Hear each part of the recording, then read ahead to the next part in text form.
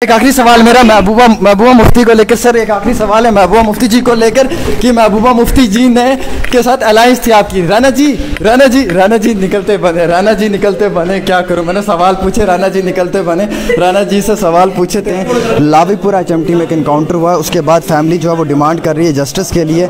Governor साहब शोपियान में अमीशपुरा में जो इनकाउंटर हुआ था, फेक फर्जी इनकाउंटर हुआ था अमीशपुरा शोपियान, उसके बाद लोगों का थोड़ा सा भरोसा उठ चुका था।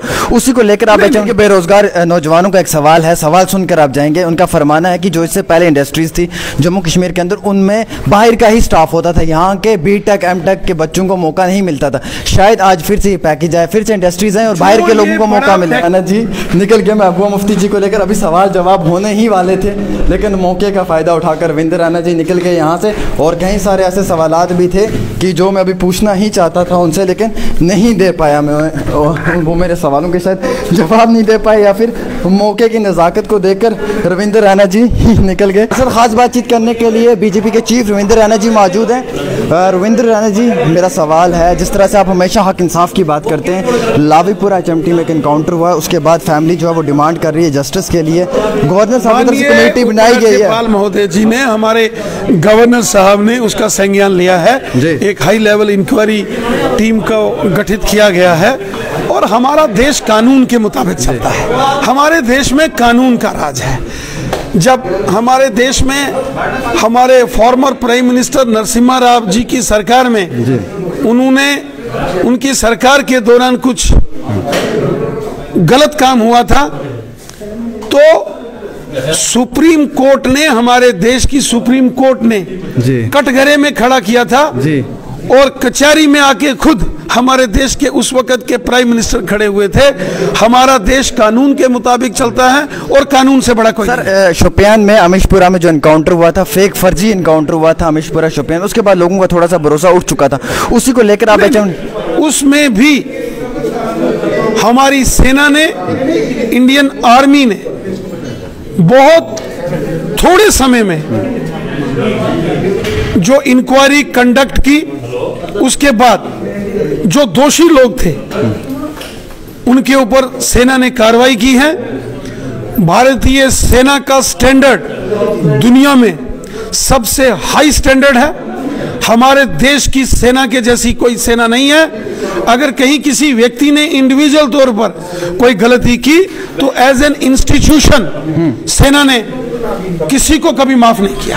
28 करोड़ का पैकेज आ चुका है रविंद्र राणा जी, 28 करोड़ का पैकेज आ चुका है, लेकिन इंतजार की घड़ी अभी 28,400 करोड़ का, बिल्कुल। और 4G के लिए अभी भी युवा परेशान है। 28,000 करोड़ रुपए का जो बड़ा इंडस्ट्रियल पैकेज जम्मू कश्मीर के अंदर सेंटर की नरेंद्र मोदी साहब की सरकार ने जो यहाँ अनाउंस किया है, उसका फायदा जम्मू कश्मीर के अवाम को होगा। 5 लाख से ऊपर डायरेक्ट या इनडायरेक्ट लोगों को इसमें रिक्रूटमेंट मिलेगी, जॉब्स मिलेंगे, फायदा होगा।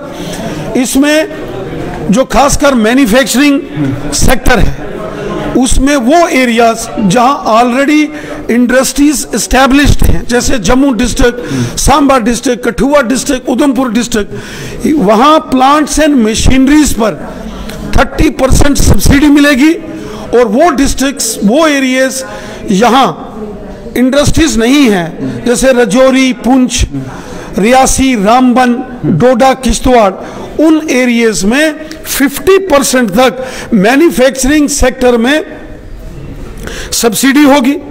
वहीं GST फुल रीइंबर्समेंट होगा। और जो इसमें कैपिटल लोन है उसमें 6% सरकार की तरफ से सहयोग मिलेगा। अगर कोई JK बैंक से या स्टेट बैंक ऑफ इंडिया से 10% लोन पर कोई अमाउंट लेता है, पैसा लेता है, तो उसको अगर लोन इंटरेस्ट 10% है तो 6% सरकार देगी, उसको सिर्फ 4% या 3% देना पड़ेगा। बहुत अच्छा वेलकम स्टेप है। लेकिन इसके साथ ही जो वर्किंग कैपिटल लोन है, अगर कोई बड़ा इंडस्ट्रियल यूनिट खोलता है, प्लांट्स और मशीनरी के लिए कोई पैसा लेता है और उसके बाद कुछ अमाउंट वर्किंग कैपिटल अमाउंट जो अपने पास रखता है उस यूनिट को आगे बढ़ाने के लिए, उस पर भी 3% सरकार लोन में उसको सहयोग करेगी। ये पहली बार इतना बड़ा पैकेज एक इंडस्ट्रीज को डेवलप करने के लिए जम्मू कश्मीर में लाया गया है। इसका लाभ जम्मू कश्मीर की आवाम को होगा। नए बड़े इंडस्ट्रियल यूनिट्स यहाँ खुलेंगे। बड़े बड़े जो हाउसेस हैं, बड़े बड़े हॉस्पिटल्स हैं, अपोलो हॉस्पिटल्स, टाटा हॉस्पिटल्स, यहाँ के अंदर मेडांता जैसे हॉस्पिटल्स वो यहाँ के अंदर खुलेंगे, जिसका लाभ जम्मू कश्मीर की आवाम को होगा, लोगों को होगा। यहाँ लार्ज, मीडियम और स्मॉल स्केल इंडस्ट्रीज को इससे फ़ायदा होगा। यहाँ नए इन्वेस्टर आएंगे। जम्मू कश्मीर के जो नौजवान इंडस्ट्रीज में अपना हाथ आजमाना चाहते हैं, उनके लिए बेहतरीन मौका नरेंद्र मोदी साहब की सरकार ने दिया है। इस सारे इंडस्ट्रियल पैकेज से जम्मू कश्मीर की इकोनॉमी बूस्ट होगी। जम्मू कश्मीर के अंदर गन कल्चर को ख़त्म करने में भी इस इंडस्ट्रियल पैकेज का एक बड़ा रोल होगा। पाकिस्तान ने यहाँ दहशतगर्दी की इंडस्ट्री खोल के रखी थी। मोदी सरकार ने लोगों को जॉब्स, रिक्रूटमेंट्स, इंडस्ट्रीज डेवलपमेंट्स, भाईचारा, प्यार, मोहब्बत, इस पर काम किया है। और हमें यकीन है इस एक बड़े मेगा इंडस्ट्रियल पैकेज से जम्मू कश्मीर की आवाम को बहुत फायदा होगा। इससे पहले जो नॉर्मल पीरियड एक इंडस्ट्रियल पैकेज का रखा जाता था वो ज़्यादा से ज़्यादा 10 साल रखा जाता था, लेकिन इस इंडस्ट्रियल पैकेज का पीरियड 17 ईयर्स है। 17 साल तक की जो इसका टाइम पीरियड है, इसका मैक्सिमम लाभ जम्मू कश्मीर के लोगों को होगा। और मुझे पूरा यकीन है कि इससे आने वाले सालों में जम्मू कश्मीर हर सेक्टर के अंदर डेवलप होगा।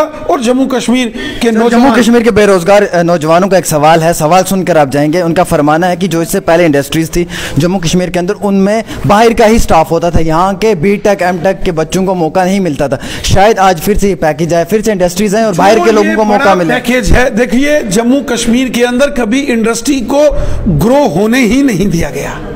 जम्मू कश्मीर के अंदर इतने अड़चने, इतने बाधाएं, इतने हर कदम कदम पर अड़चन डाली जाती थी, इतनी परेशानियां लोगों को इंडस्ट्रीज एक यूनिट एस्टेब्लिश करने में आती थी कि वो इंडस्ट्रीज के बारे में, लगाने के बारे में सोचता ही नहीं था। लेकिन अब जो मोदी सरकार ने इंडस्ट्रीज को लगाने के जो पैरामीटर्स आसान कर दिए हैं, वो जो रुकावटें थी वो सारी हटा दी हैं, उससे जम्मू कश्मीर के आवाम को भी इंडस्ट्रीज लगाने में मदद मिलेगी। कितने जम्मू कश्मीर के ऐसे इंडस्ट्रियलिस्ट हैं जो गुजरात में, गुड़गांव में, हरियाणा में, यूपी में, मध्य प्रदेश में, महाराष्ट्र में जाके जिनकी इंडस्ट्रीज हैं, हमें मिलते हैं वो लोग।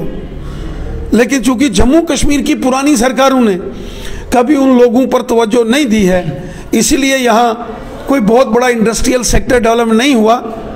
जब 28,400 करोड़ का ये मेगा इंडस्ट्रियल पैकेज, जिसकी मैनेजमेंट इंसेंटिव्स के तौर पर हमारे गवर्नर साहब ने मोदी सरकार की मदद से जिसकी अनाउंसमेंट की है, इस जहां मैन्युफैक्चरिंग सेक्टर में और सर्विस सेक्टर में दोनों में, चाहे सब्सिडीज हो या फिर लोन्स हो, उनके प्रोविजंस रखे गए हैं सरकार द्वारा। और आप आने वाले सालों में देखेंगे कि इसका बहुत बड़ा लाभ जम्मू कश्मीर की आवाम को मिलेगा और खासकर हमारे नौजवानों को इससे बहुत लाभ होगा।